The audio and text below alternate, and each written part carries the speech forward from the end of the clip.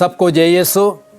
आत्मदर्शन TV की ओर से मैं आप सबों को इस बाइबल स्टडी प्रोग्राम में हार्दिक स्वागत करता हूं। पिछले एपिसोड में हम लोगों ने राजाओं के दूसरे ग्रंथ का अध्ययन किया और इस एपिसोड में हम दो इतिहास ग्रंथ का अध्ययन करेंगे और विशेष करके पहले इतिहास ग्रंथ का अध्ययन करेंगे। पुराने विधान में सामुएल और राजाओं के ग्रंथ के अतिरिक्त दो अन्य ग्रंथ मिलते हैं जो उपर्युक्त ग्रंथों के पूरक माने जाते हैं और इतिहास ग्रंथ कहलाते हैं। दो इतिहास ग्रंथ पहले एक ही पुस्तक में सम्मिलित है।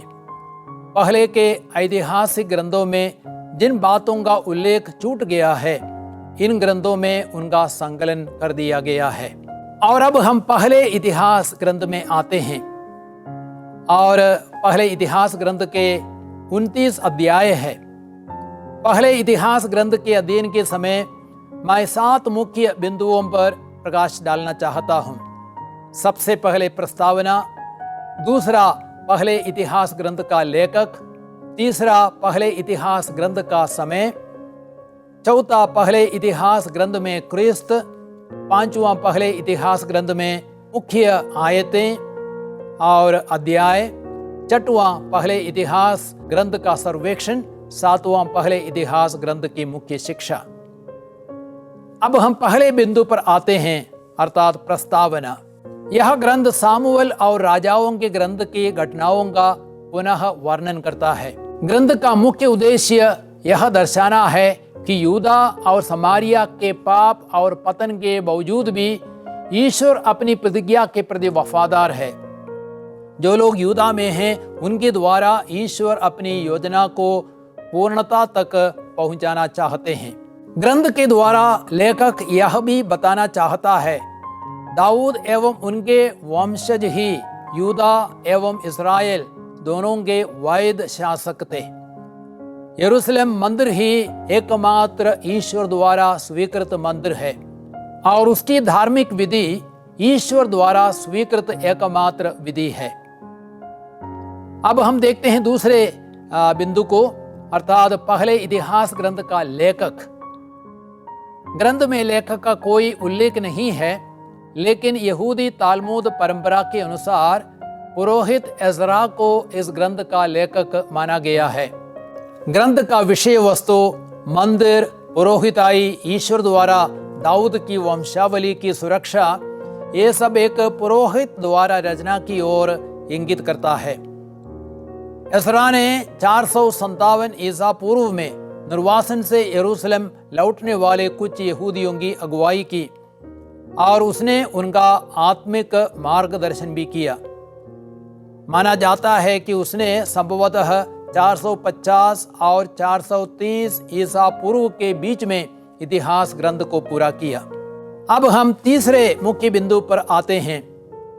पहले इतिहास ग्रंथ का समय माना जाता है आदम से 500 ईसा पूर्व तक पहले इतिहास ग्रंथ का समय है। दो इतिहास ग्रंथ इस्राएल के इतिहास को प्रस्तुत करते हैं। इसमें पहले 9 अध्याय 1 से 9 में आदम से दाऊद तक की वंशावली दी गई है। अध्याय 10 से 29 तक यूदा इस्राएल पर दाऊद के 33 वर्षों के शासन अर्थात 1004 से 971 ईसा पूर्व इस शासन पर प्रकाश डाला गया है। लेकिन इस वंशावली में 500 ईसा पूर्व तक जीवित लोगों को भी सम्मिलित किया गया है। जैसे कि हम देखते हैं कि जरुब्बाबेल के पौत्र पाल्टिया और यशायाह भी शामिल है। अध्याय 3 वाक्य संख्या 21 में इस बात को हम पढ़ते हैं। अब हम चौथे मुख्य बिंदु पर आते हैं अर्थात पहले इतिहास ग्रंथ में क्रिस्त। पुराने नियम में दाऊद क्रिस्त का सुंदर प्रतीक है। पाप के बावजूद भी दाऊद प्रभु के मन के अनुकूल व्यक्ति बना रहता है। वह प्रभु द्वारा अभिषिक्त राजा बना जो मसीह का अग्रदूत बना। प्रभु के साथ संबंध में वह कभी ढीला नहीं पड़ता है अधिकांश अन्य राजाओं के समान राजा दाऊद कभी भी मूर्ति पूजा के पापों में वह नहीं गिरे। वह यहोवा के प्रति हमेशा वफादार था और एक आदर्श राजा था। उसके शासनकाल में न्याय, धार्मिकता, प्रज्ञा, साहस और दयालुता को बढ़ावा मिला। वह एक ऐसा आदर्श या मानदंड बना कि अन्य सभी राजा दाऊद के मानदंड से नापे गए। पहले इतिहास ग्रंथ में जो वंशावली दी गई है उसमें यूदा वंश सबसे पहले रखा गया है, क्योंकि स्थायी राजा, मंदिर और मसीह इसी वंश में उत्पन्न होता है। उत्पत्ति ग्रंथ अध्याय 49 वाक्य संख्या 10 आप पढ़ें। अध्याय 1 से 9 में दी गई वंशावली नए विधान में क्रिस्त की वंशावली का एक आमुख है। अब हम 5वें बिंदु पर आते हैं। पहले इतिहास ग्रंथ के मुख्य आयतें और अध्याय। मुख्य आयतें हैं अध्याय 17 वाक्य संख्या 11 से 14 और 29 वाक्य संख्या 11। अध्याय 17 वाक्य संख्या 11 से 14 तक में हम पढ़ते हैं, जब तुम्हारे दिन पूरे हो जाएंगे और तुम अपने पूर्वजों से जा मिलेंगे, तो मैं तुम्हारे पुत्रों में एक को तुम्हारा उत्तराधिकारी बनाऊंगा और उसका राज्य बनाए रखूंगा। वही मेरे लिए मंदिर बनवाएगा और मैं उसका सिंहासन सदा के लिए सुदृढ़ बना दूंगा। मैं उसका पिता होऊंगा और वह मेरा पुत्र होगा। मैं उस पर से अपनी कृपा नहीं हटाऊंगा, जैसा कि मैंने तुम्हारे पूर्वाधिकारी के साथ किया। मैं उसे अपने घर और अपने राज्य में सदा के लिए बनाए रखूंगा। उसका सिंहासन अनंत काल तक सुदृढ़ रहेगा। इस पर हम थोड़ी देर मनन करें। दाऊद ईश्वर के मन के अनुकूल व्यक्ति था और प्रेरित चरित्र अध्याय 13 वाक्य संख्या 22 में भी यह बात कही गई है।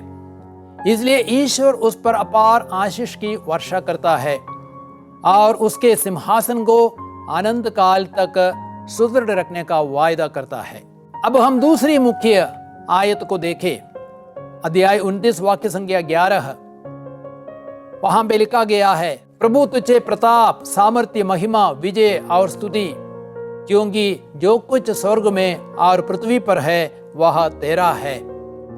प्रभु राज्याधिकार तेरा है, तू सब शासकों में महान है। अर्थात इन वचनों के माध्यम से दाऊद अपने शासन के अंत में ईश्वर को धन्यवाद की प्रार्थना अर्पित करता है और ईश्वर को शक्ति, महिमा, विजय, प्रताप के लिए पूरा श्रेय देता है। अब हम देखते हैं इस इतिहास ग्रंथ में मुख्य अध्याय कौन सा है। मुख्य अध्याय है अध्याय 17। पहले इतिहास और पूरे धर्म ग्रंथ के लिए निर्णायक अध्याय है, क्योंकि इसमें दाऊद के साथ विधान का उल्लेख किया गया है। प्रभु दाऊद से प्रतिज्ञा करते हैं कि उसका सिंहासन हमेशा के लिए सुदृढ़ रहेगा। मैं उसे अपने घर और अपने राज्य में सदा के लिए बनाए रखूंगा। उसका सिंहासन अनंत काल तक सुदृढ़ रहेगा। अध्याय 17 वाक्य संख्या 14 और सामुएल का दूसरा ग्रंथ अध्याय 7 वाक्य संख्या 16 भी आप देख सकते हैं। अब हम 6वें बिंदु पर आते हैं, पहले इतिहास ग्रंथ का सर्वेक्षण। ग्रंथ इस्राएल के संपूर्ण इतिहास अर्थात बाबुल निर्वासन से लौटने तक के इतिहास पर प्रकाश डालता है। पूरा ग्रंथ राजा दाऊद के लिए समर्पित है। यह दाऊद के राजकीय वंश से प्रारंभ करता है, अध्याय 1 से 9 तक, और उसके शासन की मुख्य घटनाओं को प्रकाश में लाता है, अध्याय 10 से अध्याय 29 तक। दाऊद की वंशावली उसको अध्याय 1 से 9 तक में हम पढ़ते हैं। इन 2 अध्यायों में बाइबल की सबसे विस्तृत वंशावली दी गई है। इनमें दाऊद और चयनात्मक रीति से संपूर्ण इस्राएल की वंशावली दी गई है। इतिहास ग्रंथ दाऊद एवं बनियामीन वंशावली को प्राथमिकता देता है। उत्तरी राज्य में दिलचस्पी नहीं लेता है, बल्कि दक्षिणी राज्य और विशेषकर दाऊद के वंश में रुचि लेता है। वंशावली यह दिखाती है कि किस प्रकार ईश्वर ने अपनी प्रजा को प्रारंभ से चुना और उसे बाबुल निर्वासन से लौटने के बाद के समय तक अपने लिए सुरक्षित रखा। वंशावली कुलपतियों के समय अर्थात आदम से याकूब तक कुलपतियों का समय था और उस समय से राष्ट्रीय समय अर्थात यूदा, लेवी और इस्राएल के अन्य वंश उस समय तक हमें ले जाती है। ये अध्याय हमें दर्शाते हैं कि ईश्वर ने दाऊद की वंश को सदियों से सुरक्षित रखकर अपने विधान को पूरा किया है। इतिहास ग्रंथ लेवी की वंशावली पर प्रकाश डालकर यह दिखाता है कि लेवी वंश भी महत्वपूर्ण है।